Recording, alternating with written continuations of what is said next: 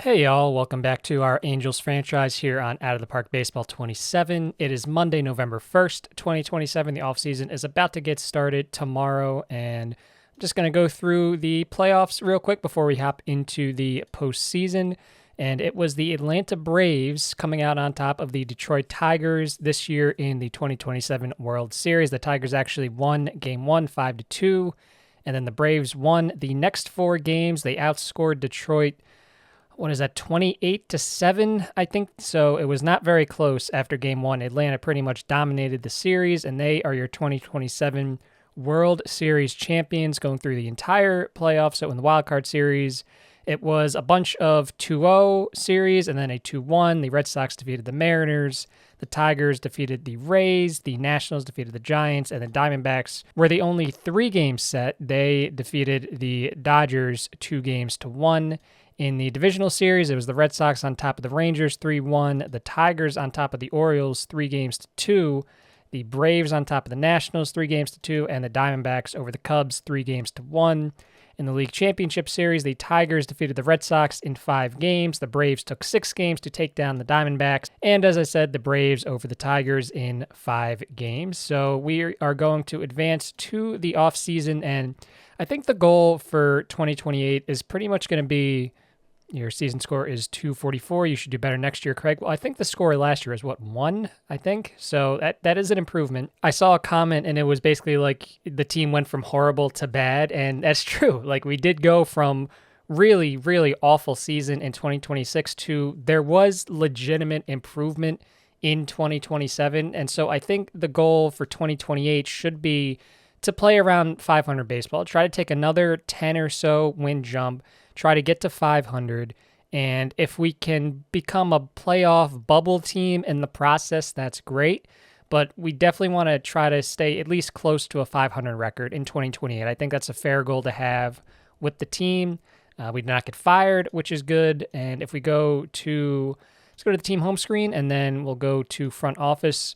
So we have a lot of money available for 2028, $114 million available for us to play with. So let's hop into the messages here real quick. And so the one small thing that happened when I was simulating up through the postseason was I got this message and Trout said that he was working hard to give back. And then a little later on, I got another message from Mike Trout.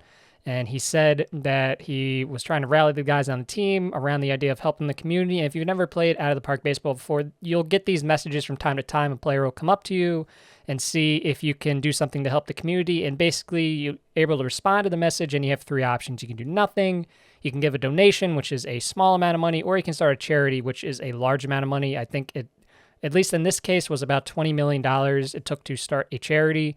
And you can see that in the next message, Mike Trout said, "As long as they want me here, I will play for them. I'm so proud to be a part of this organization." Of course, that doesn't matter because you can see age at retirement 36. And if we go to the message, there it is. Mike Trout has retired.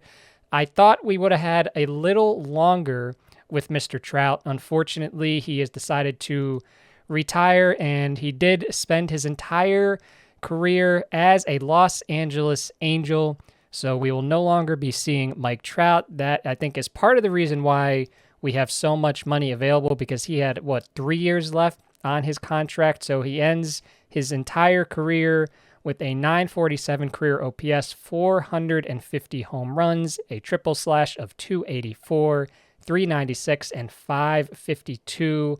82.4 career WAR, 214 stolen bases. Surely will be a first ballot Hall of Famer.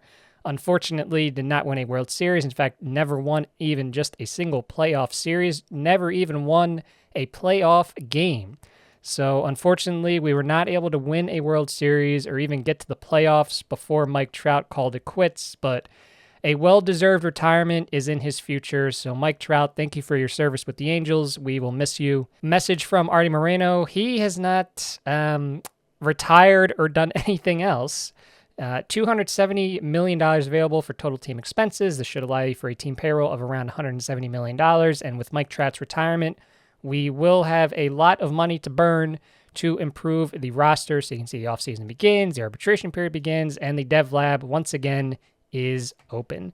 So I think the goal for this offseason, in order to get us to become a winning team, we have to improve the offense. The offense took a slight step forward, at least in the batting average department from 2026 to 2027, but we were still last in the American League in runs scored. If we're going to become a 500 team, and especially if we're going to become a playoff bubble team, we need to improve the offense somehow. I think the pitching staff is okay. Of course, that can be a little bit improved as well, but we were sixth in FIP. We were fifth in pitching WAR in the American League this year. That's workable if we're trying to become a 500 team, but all of this, the 14th in OPS, the 15th in on-base percentage, the 14th in batting WAR, the 14th in WOBA, the 14th in home runs, 13th in stolen bases.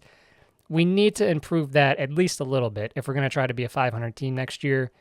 Because defensively, I think we're in a good spot. Pitching-wise, I think we're in a pretty solid spot. We just need to get some bats in the lineup that can contribute. So that is the ultimate goal for this offseason, whether we sign free agents or whether we make some trades. We got to get some bats here in the lineup. So looking at the salary arbitration screen to start things off here in the 2027 offseason, we have a lot of players that are eligible for arbitration. Not really any big names, so to say, but definitely some guys that we want to have on the Major League roster in 2028. We have some pending free agents. I'm not necessarily against bringing some of these guys back. A guy like Luis Torrens, I'm not against. He was a 2.4 win player for us, and he even missed some time. So if he didn't miss that time, maybe he would have been closer to a 3-win player, which as a catcher is always nice. We're not going to bring back Nolan Arenado. We're not going to bring back Jalen Beeks. He's injured anyway. We're not going to bring back Sean Newcomb. We're going to let him test free agency because I imagine, he wants a 4-year deal at $8.5 million a season. I'm sure I could give him a 1 or a 2-year contract, but we're going to just let him test free agency, and we'll see what else is out there. Miles Straw, I think he was a pretty serviceable center fielder for us this year, a 1.6 win player, despite not doing too much with the bat. We're going to let him test free agency as well, and pending minor league free agents, I'll go through some of those guys and figure out who I want to bring back, if there's anybody I don't want back in my minor league system. So I am going to go ahead and get through all of these arbitration eligible players and these minor league free agents, and I will be back in just a moment. All right, so I've just gone through all of our arbitration eligible players, and there's a few that I'm not going to bring back. I'm not going to bring back Rafael Marchand. I'm not going to bring back Lennon Sosa or Vaughn Grissom or Jake McCarthy. The other names on this list I did give an offer to, just a little under their arbitration estimates generally, so we're going to bring back Grayson Rodriguez, Graham Ashcraft, Josh Spores, Tyler Phillips, Chase Silseth, Nolan Shawnuel, and Angel Martinez. I did give a contract extension offer to Luis Torrens. It's 2 years at $7.5 million a year. The second year is a team option with an $800,000 buyout. I like him behind the plate. I think that having him behind the plate for at least part of the season was why some of our pitchers did so well, and so I want to just keep him behind the plate. We have the money to spend. It's quite the jump from what we had him at this year at $1.6 million to now $7.75 million, but it was a little lower than what he was demanding. He wanted $8 million. So I think that bringing him back for at least 1 more year and maybe 2 more years, I think he does just enough with the bat to make the contract worth it. So he was our only pending free agent that we're going to try to bring back. You might notice a name missing from this arbitration eligible players list, and that would be Logan O'Hoppe, and that is because I didn't really think that he had a spot on this roster. I considered maybe putting him in as our DH since Trout is no longer on the roster, but I figured ultimately I wanted to see what I could get for him on the trade market, if there was any interesting guys out there, hopefully a bat, and there was, at least in my opinion. So we made an in-division trade with the Seattle Mariners, and basically we traded O'Hoppe and a couple other players to the Mariners for this 23-year-old outfielder, Lazaro Montes. He made it up to the major leagues this year for the first time in his career. Very, very small sample size. He started 15 games, 57 plate appearances. Did not go very well for Lazaro. 143 batting average at 572 OPS. He was a negative value player. But in AAA this year with Tacoma, 31 home runs and 82 runs batted in over 121 games. The big question mark with him is going to be, can he avoid striking out? In his limited sample size in the majors this year, his strikeout rate was 35.1%, and that is just way too high. But if he can just cut that down to what he was doing in the minor leagues, the mid-20s, I think this is the type of player that we're kind of looking for, a guy that has really, really good power. He's got a little gap power. Sure, the batting average might not be super high, but he can draw walks. He can hit home runs. He has some speed to his game. He's not going to kill us in a corner outfield spot. The Mariners had him, it looks like, in right field, so that might be where we put him as well. And I'm pretty intrigued to see what he can do. He's only 23 years old. As I said, this was his first experience in the major league, so we have him for a long time. He has a lot of service time remaining. So I'm excited to see if this guy turns out to be a good piece for us. In terms of Ohapi, he missed some time this year due to injuries, but you can see that when he was healthy, he had the best season of his career, an 862 OPS, batting average close to 300, an OBP of 350. I'm not super confident that he could keep that up over an entire season. If he does, more power to him. But his arbitration demand, he was asking for $9 million. I think his arbitration estimate was a little lower than that, but I thought that there were better ways for us to spend our money. So the Mariners were interested in him, and they wanted to give up Montes. So that is why we made that deal, and that is why Logan Ohapi will not be on the roster moving forward. So before we progress any further, I just kind of wanted to give like a general overview of what the roster looks like now if the 2028 season was going to start today. And so this is kind of the lineup that you're looking at. Christian Moore, and this maybe not necessarily even in this order, but something kind of like Christian Moore leading off as our second baseman. Zach Neto, of course, is entrenched as our shortstop, and I think objectively he's our best hitter, so I want him hitting second. Nolan Shonowell at first base hitting third. Lazaro Montes at right field batting cleanup. Angel Martinez at third base batting fifth. Nelson Rada in center field batting sixth. Luis Torrens, our catcher, batting seventh. Chase DeLauder, our left fielder, hitting eighth. And then Joshua Mears as the DH hitting ninth. So clearly there's a lot of spots that we can improve here in the lineup. If the ultimate goal is to be better offensively, designated hitter would be a big one. That's something that hopefully we'll be able to find in free agency, just a guy that can absolutely mash. We don't have to worry about his defense, so would like to upgrade that spot. Would like to hopefully get another outfielder. I'm kind of interested in keeping Rada in center field just because I think defensively he can play it. He has 65 grade range, 65 grade error. The arm's only 50, but I'd like to see if he can just be kind of what we're hoping Trevor Condon can be for us in the future, a guy that's going to hit for a pretty high average, draw some walks, not a lot of power, but he's got speed to his game. I want to see if we can make that work with Rada before Condon gets here. Angel Martinez at third base, that's another spot that we can maybe look to improve because Martinez is not really a prototypical third baseman. He does not have a lot of power to his game. He might be able to hit for a high average and avoid strikeouts, but I'd like to see maybe what's out there, either in free agency or the trade market, see if we can upgrade at third base. And at first base, I considered maybe trying to find an alternative to Shonowell, but I want to try to make it work with him. He's only 25 years old. He's going to turn 26 here in spring training in 2028. But we know that he can get on base. We know that he can hit for at least a decent average. It's just we need the power to come around, and hopefully he'll be able to do that this in 2028.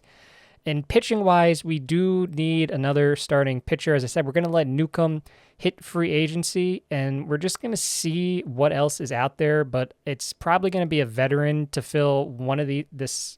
I don't know if it's going to be a mid-rotation veteran or a front-of-the-rotation veteran, but we do need another starting pitcher. And bullpen-wise, of course, if there's a good name out there, always good to have some good bullpen pieces because we'd like to not have to rely on guys like Tanner McDougal or Manuel Castro or Jose Fermin, although I think Fermin in a middle relief role would be fine. I think just him as a setup guy kind of hurt his overall stats a little bit. So I think one or two bullpen pieces that we can depend on would be good to look for as well. So I'm going to simulate up ahead here just a little bit. I'm also going to set up our dev lab. So when we get back, I will provide some updates, show you guys what I have cooking in the dev lab. And so I will be back in just a moment. Okay, it is Wednesday, November 10th. It is awards season. The awards are starting to get announced, so I wanted to come back. If we go to the arbitration screen, we did get almost everybody back. We're just waiting on one more minor league free agent, but we got all of the arbitration eligible players back that we wanted, and we did get Luis Torrens back as well. And if we go to mail and news, the awards are starting to get announced. So let's take a look first at the Gold Glove Award winners in the American League. And Nolan Arenado, even at age 36, still has it. He won another Gold Glove. The full list: Hunter Brown, pitcher; Dylan Dingler, catcher; Randy Arozarena at first; Taylor Walls at second; Bobby Wood Jr. at shortstop; Wyatt Langford in left field; Dalton Varsho in center; and Wilyer Abreu in right field are your American League Gold Glove Award winners. And we'll go to the League News tab to show the National League Gold Glove Award winners: Logan Webb, Patrick Bailey, Matt Olson, Nico Horner, Tommy Edman, Willie Adames, Jack Sawinski, Pete Crow Armstrong, and Fernando Tatis Jr., your NL Gold Glove Award winners in 2027. Reliever of the year in the American League goes to Hunter Gaddis of the Texas Rangers. This year, pitched 68 games, 73 and 2/3 innings, a 2.20 earned run average, and a 2.90 FIP, 35 saves and 38 save opportunities. And he won it over Andres Munoz, Griffin Jacks, Ryan Helsley, among others. And he seems to have just beaten out Andres Munoz. Gaddis had 130 total points and 20 first-place votes. Munoz had the other 10 first-place votes and 108 total points. Munoz, 58 innings pitched, 2.02 ERA and a 2.36 FIP. 38 saves, 40 save opportunities. So both guys deserving, and it ends up being Hunter Gaddis who takes it in 2027. In the National League, Brooks Raley of the Chicago Cubs wins it with 16 first-place votes and 95 total points over Mason Miller, who got 9 first-place votes and 61 total points. Duran, 2 first-place votes, and Jared Koenig, the other 3 in the National League this year, is Brooks Raley, who had an ERA just a tick above 1.07 ERA through 67 games, 67 innings pitched. No saves to speak of. He had a lot of holds, but still a very good season for Brooks Raley. Mason Miller had 42 saves and 48 opportunities, a 2.42 ERA, and a 42.5% strikeout rate for Mason Miller. Just a bit of housekeeping news. I did make a change at hitting coach. Ben Johnson, the guy with the mustache, is no longer going to be our hitting coach. Now we have hired Angelo Thompson, who is a legendary hitting coach. His rating: legendary in teach hitting, legendary in handling aging, outstanding in influencing mechanics, and excellent in handling development with a focus of patience. He has an excellent relationship with Nolan Shonwell and Zach Neto, which was part of the reason that I hired him. I'm hoping that because those two guys are probably going to be part of our core for the next several years, hopefully them having an excellent relationship with our hitting coach will be more helpful than hurtful. So Angelo Thompson is the new hitting coach of the Los Angeles Angels. Ben Johnson, I don't put the hitting struggles all on him. We have not had a lot of great offensive threats during his 2 years, but I just wanted to make a quick change, and so Angelo Thompson is the new hitting coach of the Los Angeles Angels. Going back to league news, the American League Silver Slugger Award winners for 2027: Shea Langeliers, Vlad Guerrero Jr., Jordan Westberg Jr., Caminero, Gunnar Henderson, Wyatt Langford, Julio Rodriguez, Aaron Judge, and Brent Rooker are your Silver Slugger Award winners in the American League. In the National League, it's Gabe Moreno, Bryce Harper, who is back at first base this year, not Kyle Schwarber, Mookie Betts, Matt Chapman, Perdomo, Hayes, Crow Armstrong, and Corbin Carroll, and Juan Soto. And moving on now to the Rookie of the Year award winner in the American League, it was Colt Emerson, who received all 30 first-place votes for 150 total points. And in his rookie go-around here, a 269 average, 338 on-base percentage, a 413 slugging percentage, a 751 OPS as a 22-year-old rookie, 8 home runs, 36 runs batted in, 13 stolen bases. In 97 games, 96 starts, he accumulated 435 plate appearances. So he is your Rookie of the Year in the American League. And in the National League, James Tibbs III of the Nationals Similarly, all 30 first place votes and 150 total points. Mr. Tibbs, 91 total games, 280 average, a 354 OBP, a slugging percentage close to 500, a 137 OPS plus, a 138 WRC plus, 9 stolen bases, 19 home runs, 62 runs batted in. It seems like the Nationals have a player in Tibbs. Moving on to the Manager of the Year. Did we win it? No, we did not win it again. Darn. Skip Schumacher of the Texas Rangers won the AL Manager of the Year award. And in the National League, Tony Vitello, quite the surprise, wins the Manager of the Year award in 2027. And the way he's talking, that sounds kind of similar to how he would talk in real life. So Tony Vitello, your National League Manager of the Year in 2027. Cy Young Award winner in the American League. No surprise. We saw this when we were going through the stats. In the last episode, Garrett Crochet sweeps it. 30 first place votes, 210 total points. We went through his stats in the last episode. Not surprising there. A very deserving season for Crochet. In the National League, another sweep. Logan Webb getting all 30 first place votes, 210 total points, a 2.48 ERA. It was traded from the Giants to the Cubs, and it seems like for both organizations, he had quite the season. Overall, 5.6 WAR across 2 different teams, and he beat out Jesus Luzardo of the Phillies, who tossed 184 innings, a 3.62 ERA, a strikeout rate close to 30%, 3.8 WAR. So I think the voters got it right this year. Logan Webb and Garrett Crochet, both very deserving options for the Cy Young Award. And in the final award to give out, the MVP, Gunnar Henderson received 21 first place votes for a total of 372 total points to win the 2027 AL MVP Award. He beats out Vlad Guerrero Jr., who received 6 first place votes. Garrett Crochet received 1 first place vote, and Bobby Wood Jr. received the other 2. Looking at how Gunnar did this year, he appeared in 153 games, an OPS of 989, a WRC plus of 168. He was a 7.4 win player, not quite at the level that he was at in 2024 when he had a WAR of 7.8, but still pretty dang close. 43 home runs, led the league with 117 runs batted in. He scored 109 runs. He stole 19 bases. So it seems like a pretty deserving MVP award for Henderson. Guerrero got 6 first place votes. He had an OPS over 1,000, 1.010, a WRC plus of 178, a WAR of 7.1. So quite the MVP race this year. 44 home runs and 104 runs batted in for Vlad Guerrero Jr. Both deserving, but I can see why it went to Gunnar Henderson. In the National League, Pete Crow Armstrong wins the NL MVP award in 2027, receiving 27 of the 30 first place votes. Corbin Carroll got 1, and Kyle Schwarber gets the other 2. Another 50-plus home run season for Schwarber, 52 home runs and 109 runs batted in. But it's Pete Crow Armstrong, who has an OPS this year of 903, an 8.1 win player, 25 stolen bases, 35 home runs. So it came very close to a 30-30 season, 92 runs batted in, and batting average close to 300, OBP above 350.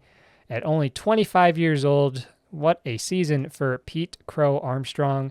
So I'm going to simulate up ahead here just a little bit. I believe that the free agent filings are going to be happening shortly, so I'll probably simulate up to that date, and I'll be back in just a moment. Okay, it is Thursday, November 25th, 2027, American Thanksgiving, coincidentally, and the free agents have filed. Here are some of the names: Nick Pivetta, Griffin Jax, Chris Sale, Marcell Ozuna, and Bo Bichette among the top options available this year. The international free agents have also entered the market, and there are actually a couple of intriguing names this year, namely Takashi Yamaguchi and Alex Menchaca. Yamaguchi out of Japan, Menchaca out of Cuba. So Yamaguchi, not good at all defensively, but he has power, 80 grade power and a 60 grade eye. So basically a 3 true outcomes type of player, nicknamed Four Eyes, only 26 years old. So he's not going to hit for a high average, but it seems like he's going to be kind of similar to a guy like Kyle Schwarber.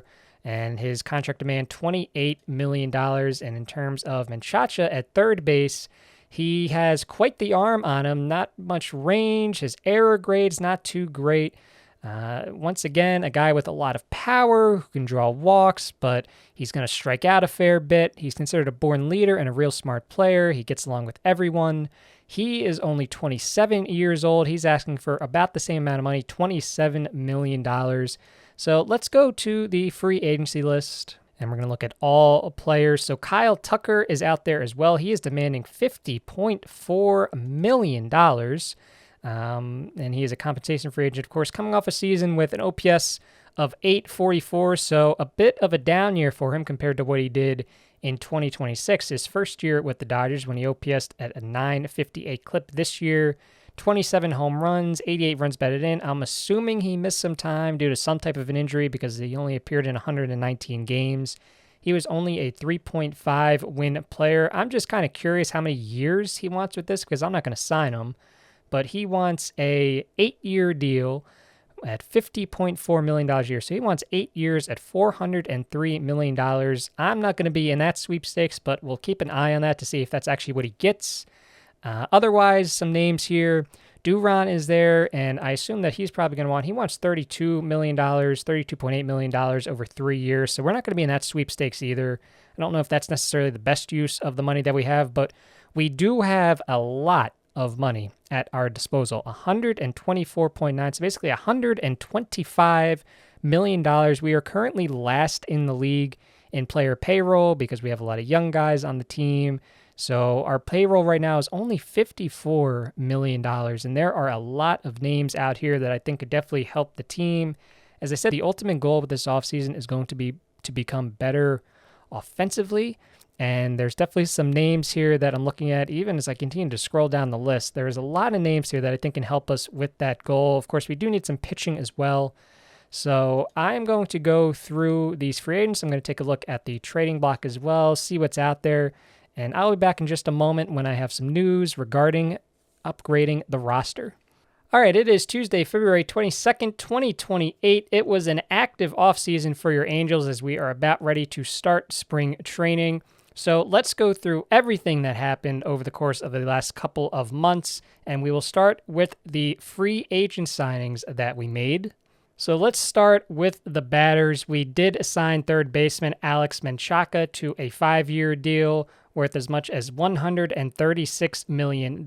He has a player opt-out after his age 30 season in 2030, so we will have him for at least 3 seasons and potentially up to 5. He has a player option for that 5th season, his age 32 season. You can also see that the contract is front-loaded. I did this just because we had a lot of money available to us this offseason, so I figured I'll spend the money, more money now, and then that way later on we have a little more flexibility in the future if we need it. So this year he is going to be making $30 million, Will Menchaca, and in 2029 and 2030 he will be making $27 million. And if he decides to stick around here in Los Angeles, he will be making $26 million each of the final 2 years on his deal, and then he will hit free agency again at age 32. I was very intrigued by his power grade. It seems like he'll be able to hit a lot of home runs for us and draw some walks, which are both things that we need. And I think that the arm will help him stick at third base. The error rating is not as high as I would have liked it to have been, but we will take a chance. We'll see if he can stick over there at third base. I think he'll be fine. I mean, if not, we could always stick him in the outfield because it seems like he's a heck of an outfielder. But I really want to see if we can make him stick at third base first. So we're going to try him there first. And then if we need to move him to the outfield, we can do that at a later date. So that was one of the free agents that we signed. The next free agent that we need to go over is Takashi Yamaguchi, who we also signed. We signed him to a 6-year deal worth as much as $201.2 million. And once again, we front-loaded this contract as well. So Mr. Yamaguchi, 4 eyes, will be making $38 million in 2028. 35.2 in 2029, 32 in 2030 and 2031, and then he has an opt-out after his age 29 season. If he sticks around, he'll be making $32 million for the next 2 seasons. He also has a player option for the final year of his deal. So the deals with Menchaca and Yamaguchi are pretty similarly structured. Yamaguchi got another year just because he's a year younger, but they are pretty similar. It's kind of the same deal with Menchaca. I'm really intrigued by the power. I'm really intrigued by the eye. The strikeouts might be an issue, but I'm taking a chance and banking on the fact that he's going to hit for enough power and draw enough walks and get on base enough for that to not be an issue. And I have him right now as our designated hitter. I want to keep Shonawell at first base for now. But we did sign Takashi Yamaguchi. And the thing I'm excited about with Yamaguchi and Menchaca is that they were international free agents, so they were not compensation based. I did not have to give up a draft pick to get either of these guys. And they're both in their mid-20s. If you want to say 27 is late 20s, that's fine. But still, free agents like this don't always hit the market. So I was very excited to be able to nab both these international free agents. I think that they're going to help out our lineup a lot. In fact, as you can see in the lineup, I have them set to hit third and fourth. And I don't think I've had hitters at this skill level in the save. I think that they are objectively better than Zach Neto. I hope they are better than Zach Neto, given what I am paying each of them.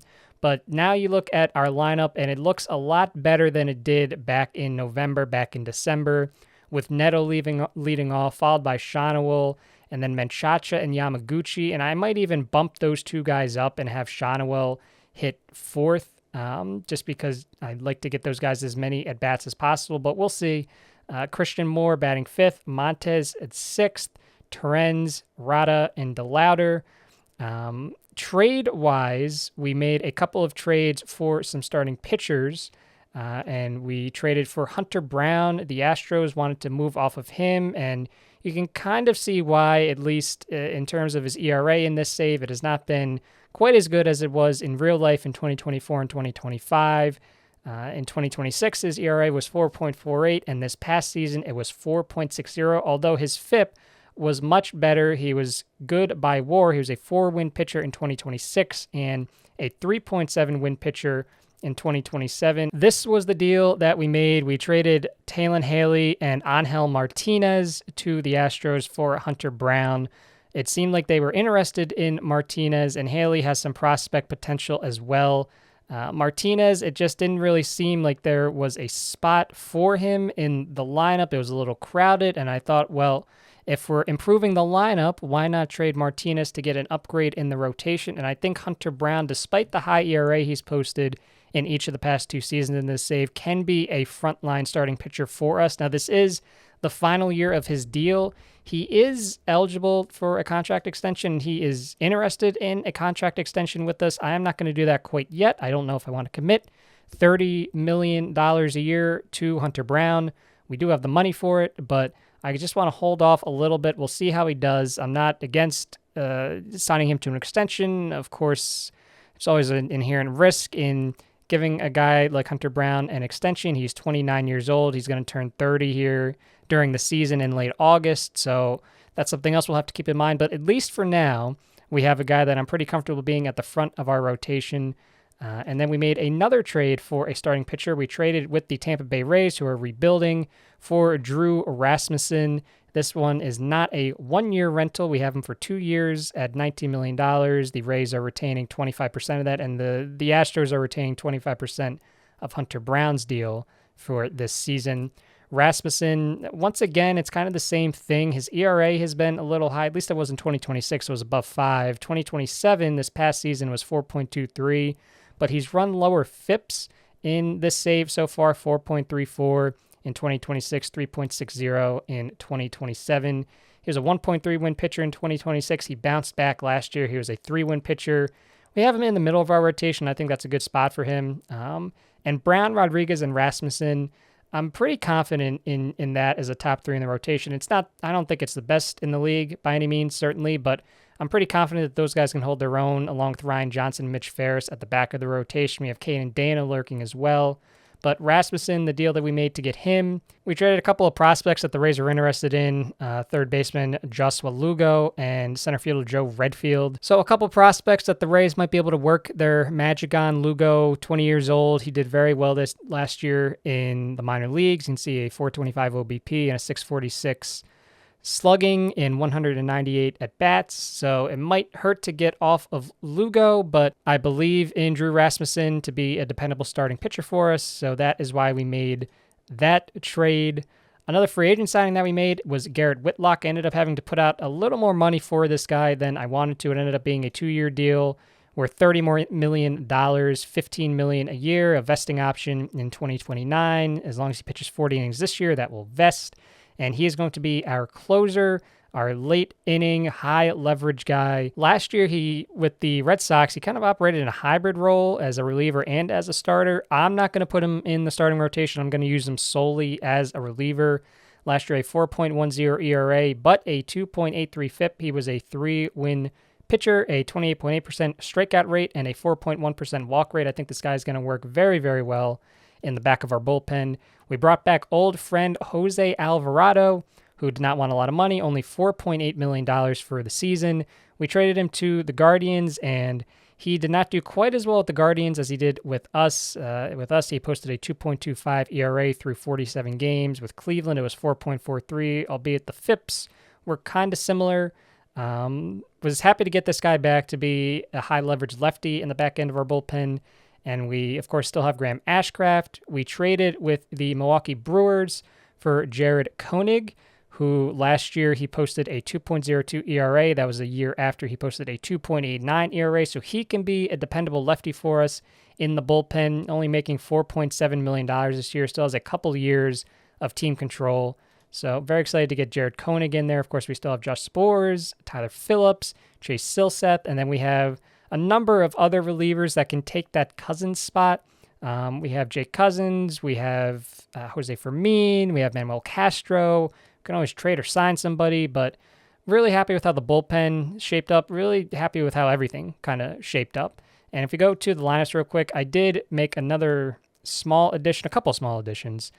Matt Vierling we signed on a cheap one-year deal, $1.5 million to be a bench bat. Right now I have him as the backup at first base and third base. We brought Amador back for another season that auto-renewed to be a versatile bench piece for us. And in the Rule 5 draft, we only made one pick, and we drafted Bryce Johnson from the Kansas City Royals organization. They did not protect him. Last year, he was a 1.5 win player with a 670 OPS, which would lead me to believe that at least defensively he can hold his own, which is really what I'm looking for. I want guys who are backup outfielders to at least, number one, be able to play the field, but number two, if they can do anything offensively, that's just a bonus. And a 269 average with a 328 OBP, I'd be happy with that if that's what he does again this year off the bench for us. So that's how our bench is shaping up, along with Ballesteros, who's going to be our backup catcher for 2028. And I'm really excited about this lineup. Definitely the best lineup we've had since we started this save, and that was the ultimate goal, was to make the lineup better. And there are now 3 new names in this lineup that were not here a season ago, and 2 huge bats that are really going to help us out in the power department and hopefully in the on-base percentage department.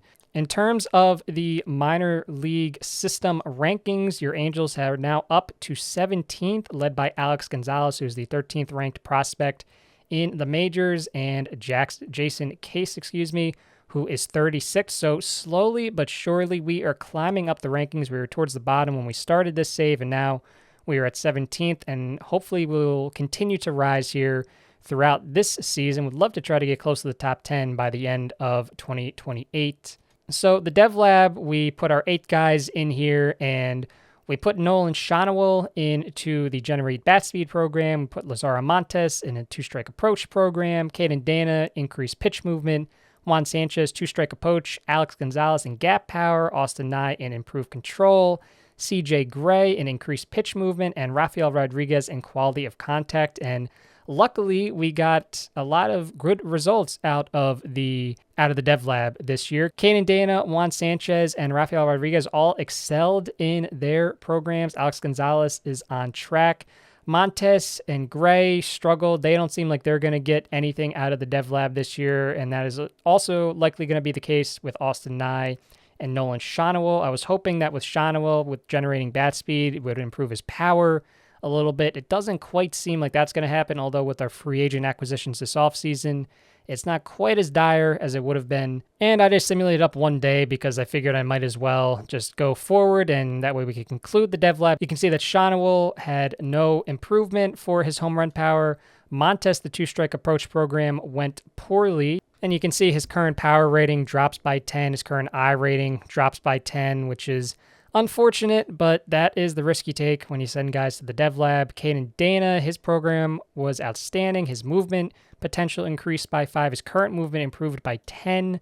Juan Sanchez, his two-strike approach program was outstanding. His potential avoid strikeouts improved by less than 5. His current avoid strikeouts improved by 5.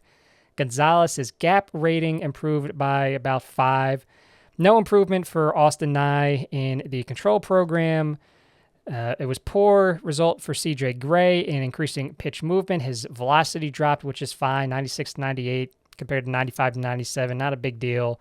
And Rafael Rodriguez, who was the guy that we got in the trade with Cleveland at the deadline in 2027, he saw improvements to his potential and his current BABIP rating. So that is how the Dev Lab went this year. Pretty happy overall with how that went. Hall of Fame voting results, Albert Pujols and Robertson Cano are your inductees this year, both first ballot inductees here in 2028. Albert Pujols not quite unanimous. He had 98.8% of the votes, but still no surprises there. You can see the guys that dropped off. Andy Pettitte dropped off in his 10th year at 60%. Darren O'Day, Oliver Perez, Sergio Romo, Tyler Clippard, Justin Upton, Jonathan Lucroy, Steven Strasburg, Sean Doolittle, Mark Melanson, and Kurt Suzuki also dropped off the ballot, most of them in their first year. Lucroy in his second year. Alex Rodriguez in his 7th year is at 66.7%. Yachty is at 68.5%. So it looks like those two might get in. Yachty will definitely get in at some point. A-Rod, it's going to be a little closer, but he still has 3 years. It seems like he's going to get in eventually. The Athletics completed their relocation. So this is an AL West note, something to keep an eye on. So the Athletics have settled into their new home in Las Vegas. They are not the Athletics anymore. They are the Las Vegas Athletics. So nice to see that. Unfortunately, it would have been nicer if they stayed in Oakland, but that's neither here nor there. We did sign a few international amateur free agents this offseason as well. Nothing really big. The biggest name, literally, but also in terms of his potential rating, was Faitor La Chat-Agnere, and he is out of Venezuela, and according to our head scout Tim McIlvain, potential of 60. We also signed a relief pitcher, Juan Guidino, who is out of the Dominican Republic, and we signed one other guy out of Italy, the shortstop, Pero Cecchi, with the rest of our money. We tried to get a couple of other more intriguing names, but you can see that this center fielder, this outfielder from China, ended up going to the Washington Nationals, and this other second baseman out of the Dominican Republic ended up going to the Pirates, so we couldn't quite nab either of them, but happy with the 3 guys that we did get. One final thing to note, the MLB Draft Lottery results were announced, and we got a little unlucky. Last year, we dropped from 1 to 3. This year, we got lucky. We jumped from 6 to 3, so 2 straight years we'd be picking 3rd overall in the draft. The Rockies jumped from 5 to 1, so the Rockies will be picking 1st overall. The White Sox dropped 1 spot from the worst record in the league, so they will be picking 2nd overall, followed by your Angels. The Astros dropped a couple spots from 2 to 4. The Guardians dropped a spot from 4 to 5, and the Blue Jays made a huge jump. They jumped all the way up from number 14 to number 6. So those are your top 6 teams in order for the 2028 MLB Draft. And one final note, I promise, is Kyle Tucker ended up going to the San Francisco Giants, not for as much as he wanted. He ended up getting a 6-year deal worth $239 million. Very, very slightly front-loaded, if you even want to call it that. The first 2 years of his deal will pay him $41.5 million, so not the $50+ million that he was asking for when free agency began, but $41.5 million each of the first 2 years, and then he can opt out after his age 32 season if he wants to. If he does decide to stick around, $39 million each of the last 4 seasons of his deal, including a player option in 2033. So he could hit free agency after his age 35 season or after his age 36 season if he sticks around after that first initial opt-out. So 6 years, $239 million for Kyle Tucker. And then Joan Duran ended up going to the Houston Astros. He got a 3-year deal worth $81.6 million. So once again, not exactly what he was demanding, just slightly less, but 3 years at $27.2 million a year. He still made out very well. So that'll just about do it for this episode. Next episode, we will get started with the 2028 season, and definitely a lot of reasons to be excited about the Angels in 2028. Hopefully, the excitement will be warranted, and these guys will play at least to 500 baseball and maybe even be a playoff bubble team. Hopefully, because Artie Moreno is currently upset. I can understand why, because we haven't done too well the past couple seasons, but hopefully he will not be upset anymore this year. I'd like to kind of take a step forward this year, and I think with the acquisitions that we made, both in free agency and in trade, I think that we should be set to take a step forward here for the 2028 campaign. So I want to thank you guys all for watching and for all of the support as always. Because of all of your support, I was able to join the YouTube Partner Program, which is pretty cool. It would not have been possible without all of you watching the videos and liking and commenting and subscribing, just all the support. It truly does mean a lot. So I can't thank you all enough for that. Be sure to stay tuned for the next episode when we will start the 2028 season. And I'll catch you guys next time. Thank you.